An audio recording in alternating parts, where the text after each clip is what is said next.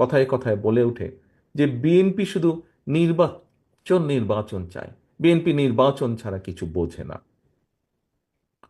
সহকর্মীবৃন্দ, বিএনপি তো একটি রাজনৈতিক দলই।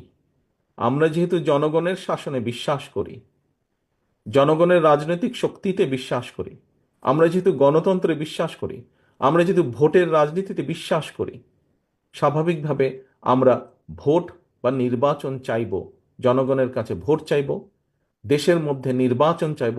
এটি একটি স্বাভাবিক ব্যাপার, এটি স্বাভাবিক ব্যাপার।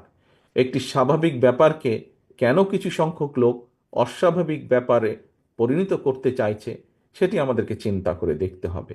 এখানে কি অন্য কোনো লক্ষ্য বা উদ্দেশ্য কারো আছে কিনা, সেটি আমাদেরকে ভেবে দেখতে হবে।